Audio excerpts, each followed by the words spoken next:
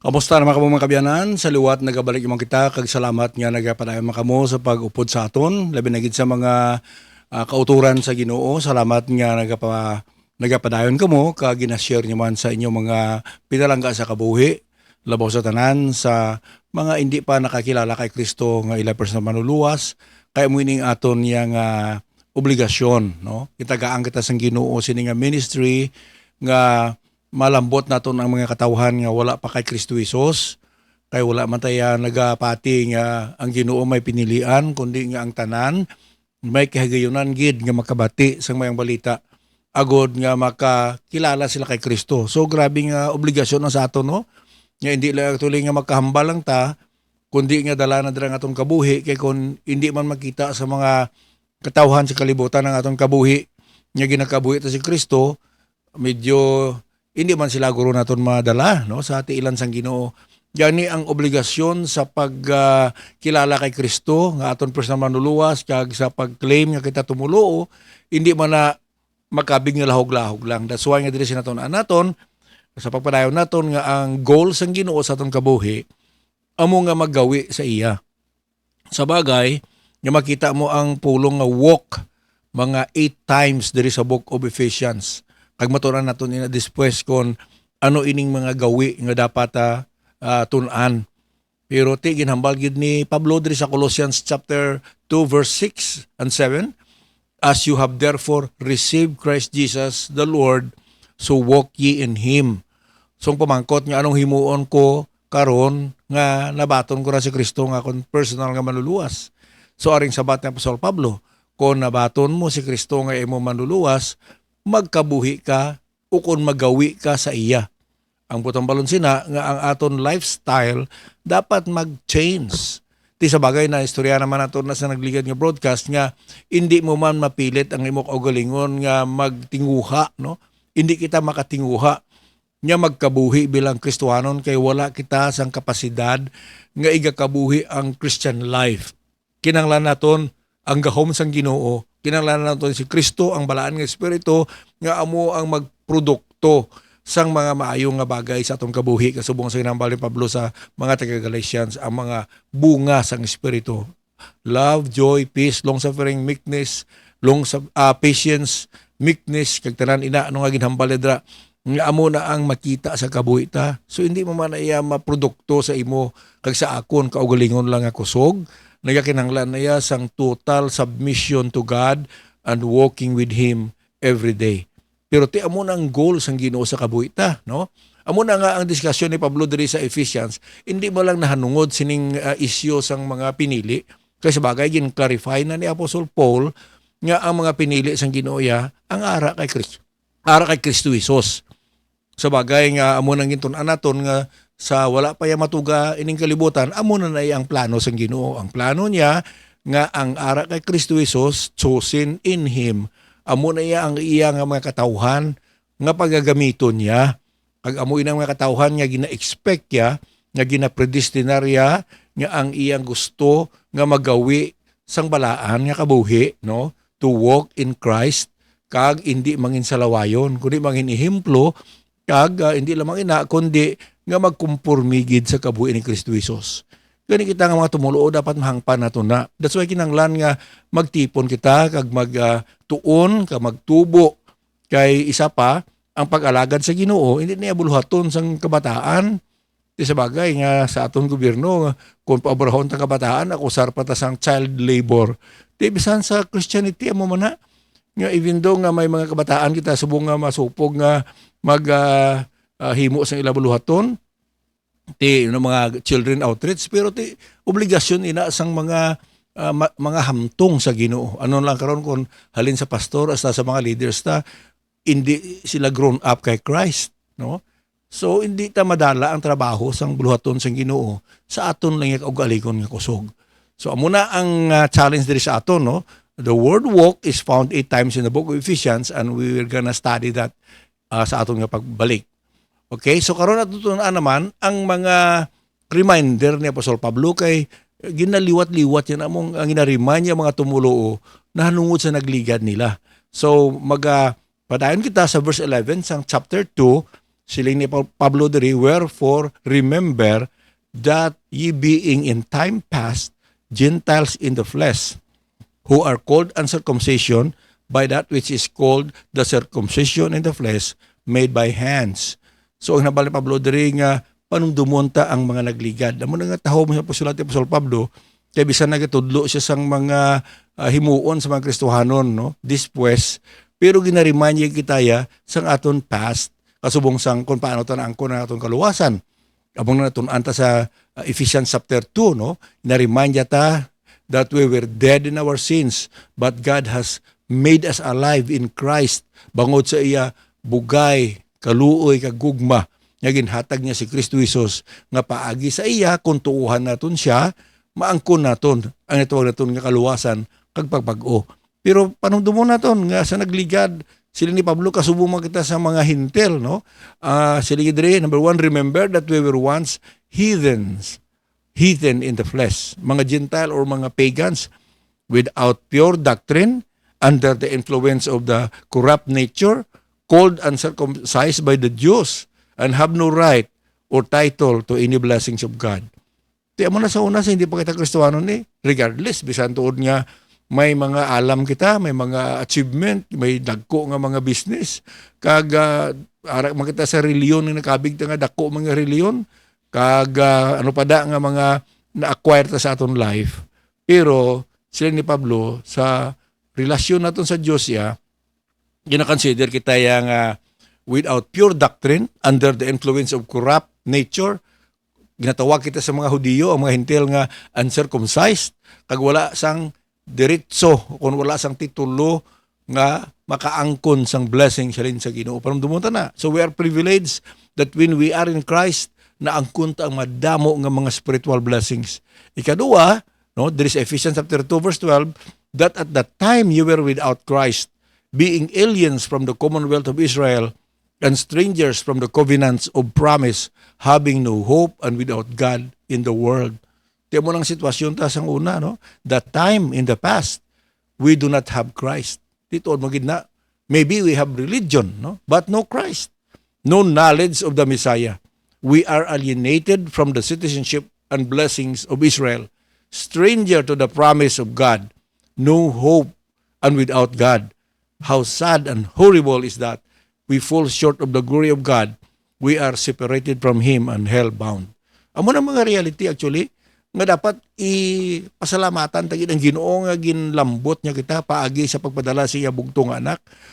Kay bisan ano ta tuod ka religyoso, maybe may religion ta pero why ta Kristo That's why importante sang ginahambal sang pulong sang Ginoo paagi sa sulat ni Apostol Pablo nga aragin kita kay Christ, that we have to have a relationship with God through Christ. Kay siya ang pinaka-center, no? So, silindiri, wala man kita knowledge sa una sa Messiah. Ako for 23 years, wala ko tuod nga nabatian ko man ang ngalan ni Jesus, gina-celebrate man ang Christmas, kung Kwaresma, nagakadto man kami sa Banwaga, magduaw, no? We perform all those activities, and yet there is no Christ in our heart. That's why maintindihan ta nga importante gid nga si Kristo ara sa kabuhi ta. That's why ginatudlo gid sa Bible nga mag-decide kita nga magbaton sa iya. Kay kung hindi ta magbatonon si Kristo, wala relationship. Amo na nga naginatudlo sa mga reform nga hindi kinanglan batonon, kinanglan wala altar call o kung hindi ta ka desisyon. So probable lang kung ginkasal, no, subong sa akon nga pastor, mga pastor nga kapang kasal, pwede lang na bala nga sa seremony sang kasal ko namangkot kay bisa lalaki ginabaton mo balay ning babae nga imo mga inasawa kada siling ang lalaki. Yes, pastor. Pamangkoton mo babae nga a woman ginabaton mo balay mo ning lalaki bila imo bana kung hindi bisa magsabat. I mean kung bisa ano nga pamangkot, madugayan lang ka mo da o kung pila ka minuto, basin sa kauras kung hindi siya magsabat, anong himuon mo kung ikaw ang nagakasal? Makasiling ka bala nga ate okay kay hindi siya magbaton. Ano na ka i-pronounce ko na ni sila nga man and wife. You cannot do that. Basi kung maprisuhan ka, no? Potamalon, kung hindi magbaton ang isa ka parte, ang babae hindi mo baton sa lalaki, wala sang relasyon nga ma-establish. Amo na gani nga sa ginhambal ni Apostol Pablo sa Ephesians chapter 5, malamputan nato na parte sa natawag naton bala relasyon sang mag-asawa Love, ang husband ginhambalan nga love your wives, ang wife love your husband, no, sa mga asawa. Kag siling ni Apostle Paul sa Ephesians 5:32, this is a great mystery, but I am talking to you about the relationship of Christ and His church. So pamangkot, paano ma-build ang relationship kung wala ang isa ka parte nag-agree, di ba? Makasiling lang ikaw dira nga, oy, miga ko na siya. Siguro ina na tawag lang nga, imyo lang. Mutual understanding, pero basi bala kon ginaklaim mo bala nga, lubya ko na siya, kay muhuyapan ka bala, kay mabalong ka sa babae nga, sinosling si imo nga miga mo ko, nga agin pangaluyagan mo ko, nga agin baton ta ka. Hindi pwede nga magtubo ang isa ka relasyon. Kung wala sinatawag naton nga desisyon sa pagbaton, sa natawag naton sa two parties, no? So muna nga ginatudlog sa Biblia nga we should receive Christ. I know ginaguba na sa mga reformers nga hindi magbaton kay wala kita kapasidad nga magbaton. Di ba sila yang wala kapasidad? Pero actually may kapasidad kita because we have our soul, we have our mind to understand. We have our emotion to feel the joy and even the sadness. And we have the will to decide whether ginatawag na si iban nga captured will or free will or will ginhatag sa Ginoo, everything comes from God, pero ang sala lang daya kay ginalimitahan nga ang iban wala ang iban ng kunuya. At mo na hindi tayo maagrihan kag amo nang hindi ginaagrihan sang Bible nga may set of people lang ya nga ginpili sang Ginoo. Sa bagay ti klaro sa Bible gid nga ang Israel pinili mo, di ba? They are called the chosen people of God. And yet nabasa mo sa chapter 10 sang book of Romans nga naga-pray pa si Apostol Pablo nga tani ini nga mga tao noong ihandom ko pangamuyo nga maluwas, no? It is his prayer that Israel will be saved. Di masiling ka kung pilian na tuod, no? Nga abi nga mga budlay ka pa sa kaluwasan nila, pero di isang iban nga nagambal nga pamangkuton mo, ti nga akon kapati ka mo sa pinili nga ang mawali pa kamo. Yang sabat, kung hindi kami magwali, hindi maluwas ang mga pinili ate tarso nga klase prinsipyo eh. Pinili na gid na, hindi pa maluwas. Kaya bisan hindi mo na pagwalihan kung ginpili na sang Diyos siya, kay siya man lang yung makapili kang makaluwas sa imo.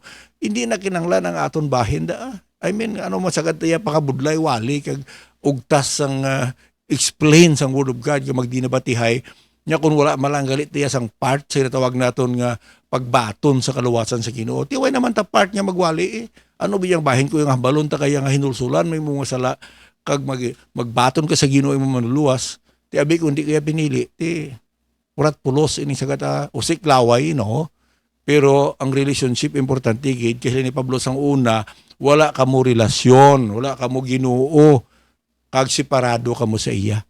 Remember that. Kaya kita nga tumulo dapat dito na pagkalipatan para hindi man ta magpabugal nga abita nga may abilidad kita nga ginhimo ta ni tanan, bangod man niya sang aton nga mga abilidades kung may ara man na, no? So anyway, another one is ano ang naangkon taya kay Jesus Christ. Ginsulat man na ni Paul. That's why sa chapter 2 verse 13, sa pagpadayon natin verse by verse, niya, but now in Christ Jesus, ye who sometimes were far off are made nigh by the blood of Christ.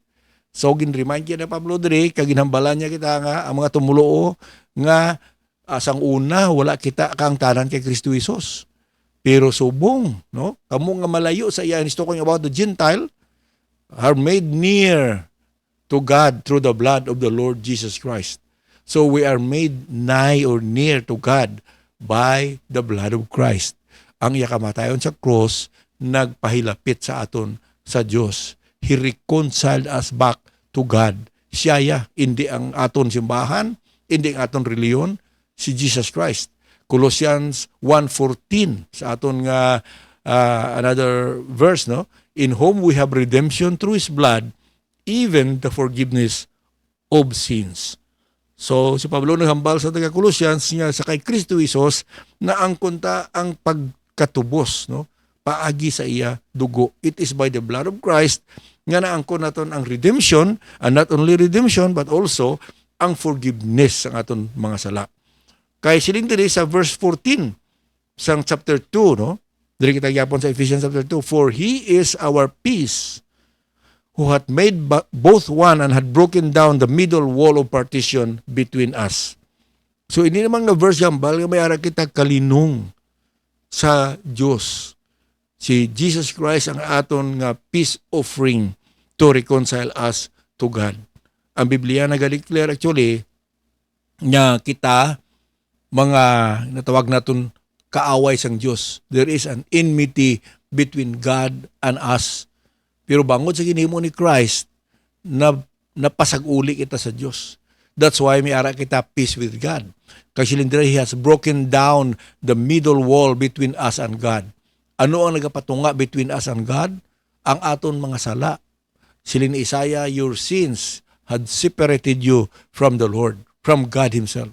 So bangod sina guba na sang aton Ginoong Kristo ang hollow blocks. Bayo kun hollow blocks lang Basta ang wall kung nahimo mo na sa bricks or crystal or whatever, but the Lord Jesus Christ has broken that down, the middle wall between us and God, because Christ has become our mediator.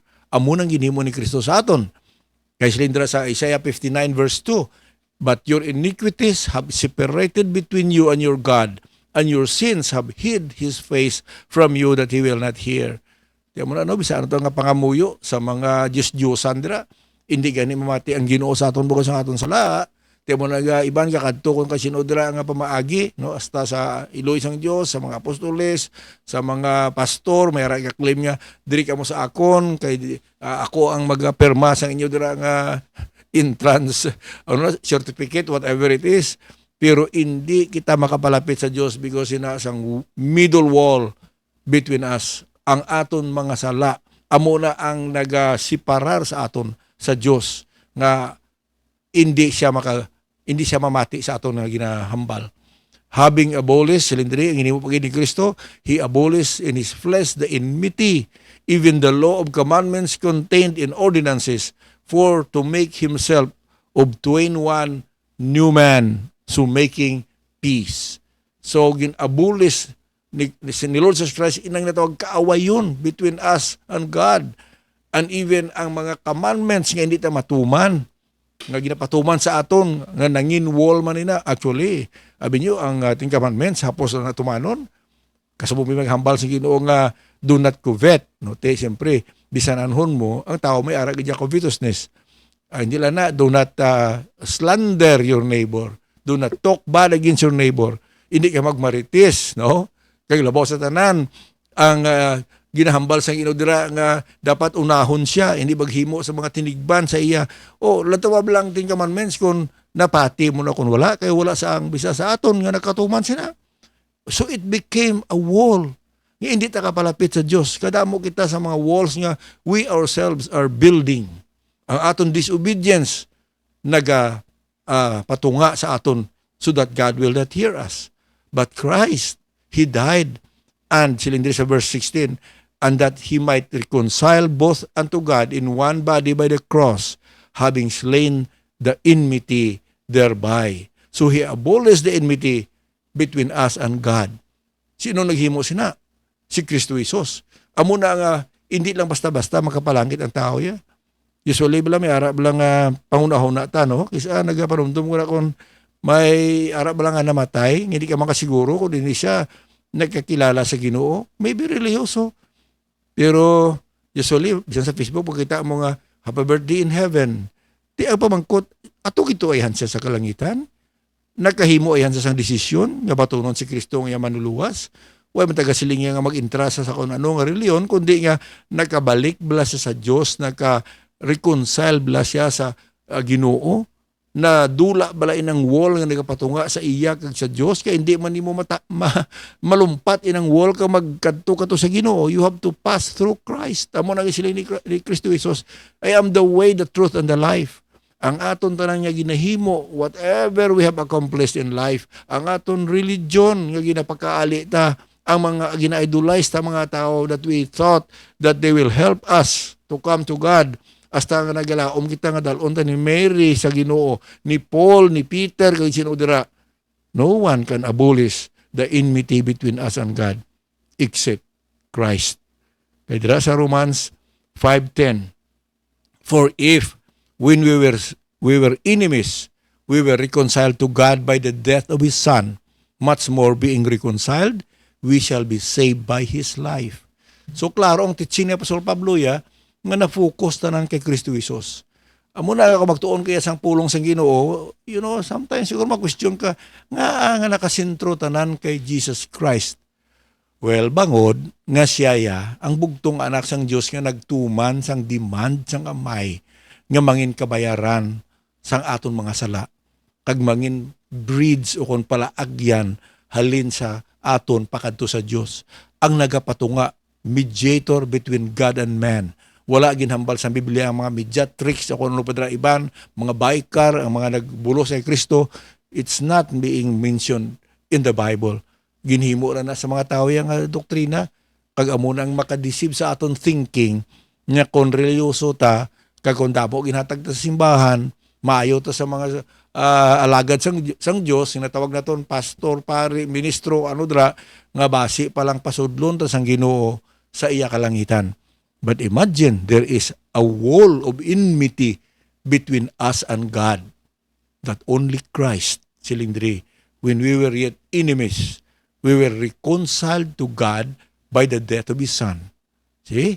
So sa Romans chapter 5 verse 1, siling ni Paul, therefore being justified by faith, we have peace with God through our Lord Jesus Christ.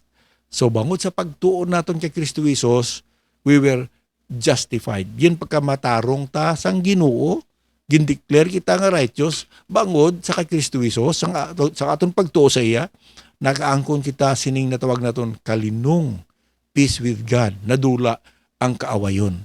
Dira sa Colossians chapter 1 verse 21, and you that were sometimes alienated and enemies in your mind by wicked works, yet now hath He reconciled in the body of His flesh through death, to present you holy and unblameable and unreprovable in His sight.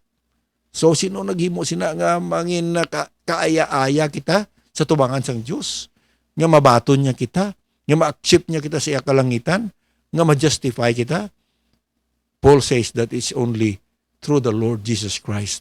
Kay siya lang niya ang ginhatag sang Dios nga sa diin makabalik kita sa iya. Kung may ara man niya nga mga claims, actually, no?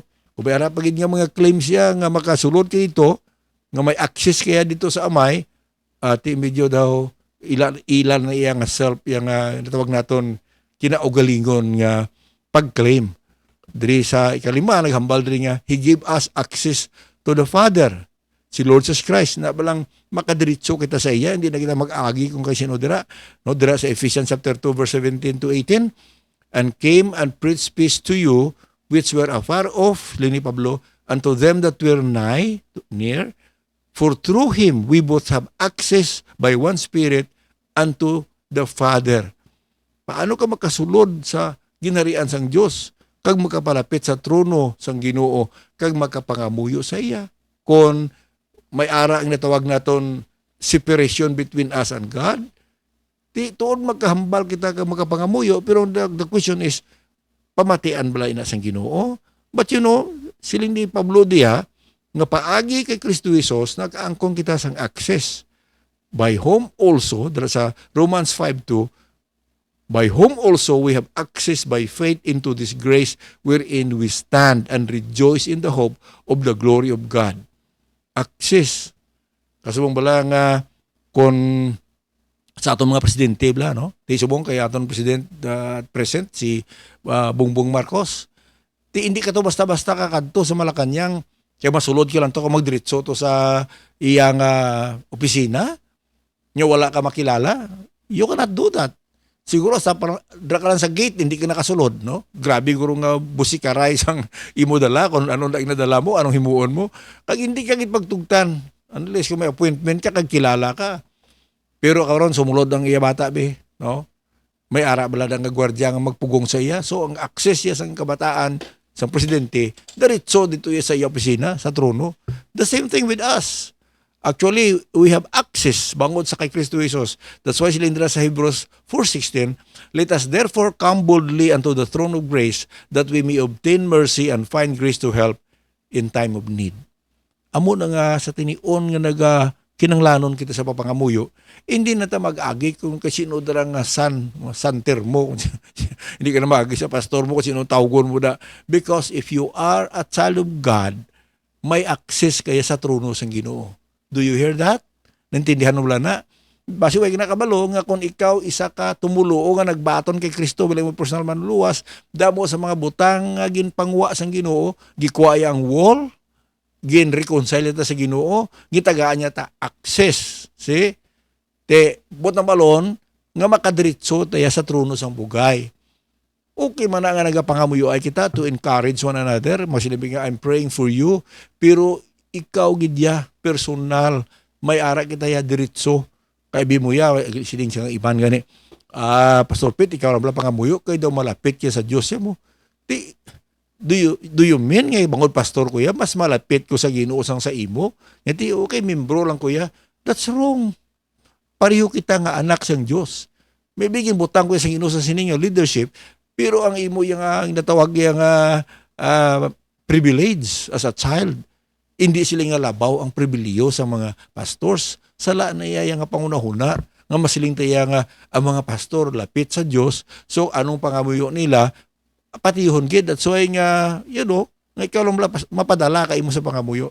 We can pray for one another, encourage sa Bible to help encourage one another. Pero when it comes to our personal need, kag dapat himuon kag na kay may access kita, we can come boldly unto the throne of grace so that we will obtain mercy and find grace to help in time of need. Di karon damo sa mga nag-present ya nga maagi ka kay Mary, maagi ka kay Peter, maagi ka kay inang tao sa Davao, nga dra ka maagi. If you are a believer, you actually have access to the throne of God.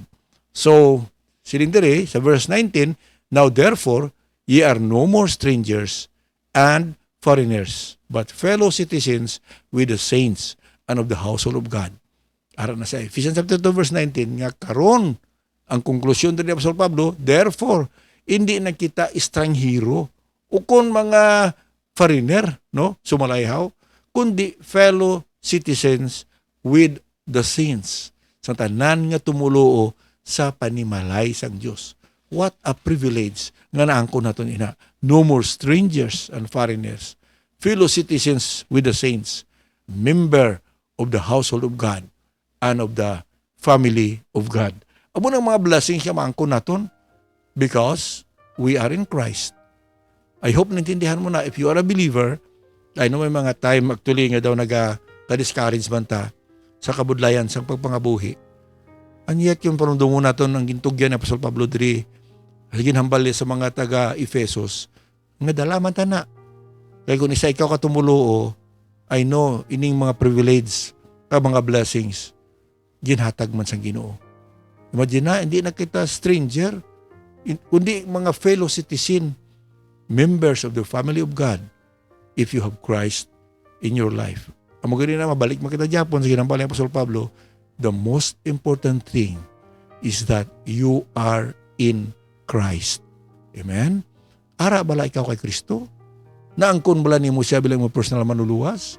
Nakahimo bala ikaw sang desisyon to make Him your Savior and Lord? Nakapangawiyo na bala ikaw?